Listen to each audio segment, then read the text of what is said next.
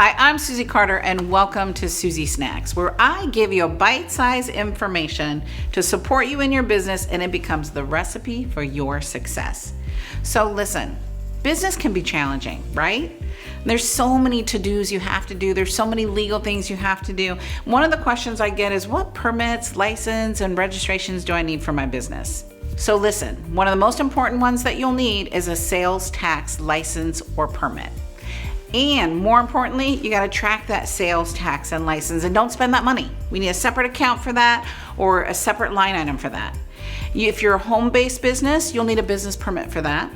You'll need your city and county business permits or licenses. You go to City Hall and you can go find out where they are. You can call your local chamber of commerce so that you can figure out what you need for your city and your county. So I have two. I have one for the city of Carlsbad because my business is located there, and then one for the county of San Diego to do business there. You'll need a seller's permit if you're going to sell, right? If you're in some kind of hospitality business, you might need a permit from the health department. You'll need federal and state employer IDs in order for you to do business and to have team members. Or if you're gonna have independent contractors, you'll need a W-9 that everybody signs. Now, your bookkeeper will be able to help you with that to tell you what you need. Now, what kind of insurance do you need?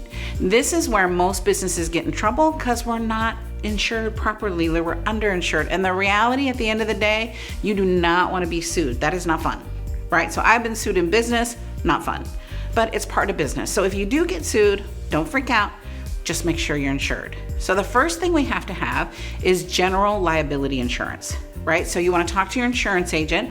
There's a business insurance and then there's personal insurance. So you want to look at your business liability. Then there's also something called product liability. So if you have a product, you might want to look inside of that. So I have general liability for my business and that's fine. There's professional liability. So this is if I'm a doctor, right? Someone that's going to have some big fees around that. You want to make sure that you have that, or malpractice insurance. You want to have property insurance. So on my business, I have an umbrella insurance that protects me above and beyond my general liability so that if,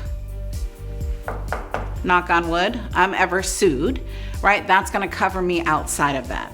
You never want to be sued, but if you are sued, you want to make sure that your things are put in place so that you're protected. Now there's something called D&O insurance, and that's your directors and officers insurance. That's really if you have stock in the company, that protects you, the officer, and then the directors that are inside the company. So if something happened to me, for example, so I had investors inside of one of the companies that I owned. And so if something happened to me because I was the major breadwinner, I was insured for $1 million. So if I was in a plane crash or if I couldn't work anymore, the company could draw from that while I was recuperating. You want to have health insurance for yourself. I know, I don't like to go to the doctors either. And a lot of us justify, I don't need insurance because I don't go to the doctors. Yeah, but what if? We want to make sure that you're taken care of so that we don't have any hiccups in your business, right? Did you know that 80% of the bankruptcies are caused by health issues because we're not insured properly?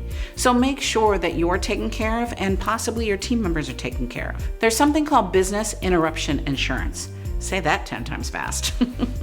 Business interruption insurance is all about if something happens to your business, it's just that extra layer. Now, when you're first starting, you don't need all these insurances, right? But the reality is you want to look inside of and talk to your agent to make sure that you're covered and your team's covered. There's commercial auto insurance. So if you're using your car for your business, you might want to consider looking at that. If you're in any kind of IT, you want to look at data breach cybersecurity insurance. I know, crazy. There's a ton of insurance for everything. And last but not least, we have what we call Keyman insurance. Keyman life insurance is if I, the founder, pass away, the Keyman insurance will take care of the company until we can find my replacement.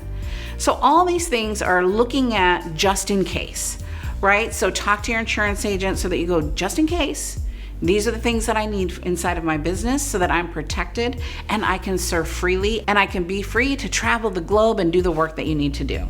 So again, if you need support, know that you're not alone. You're in business for yourself, not by yourself. I'm here to support you. You can email us at hello@susiecarder.com and I'd be happy to give a referral so that someone can guide you through this process so that you're not alone.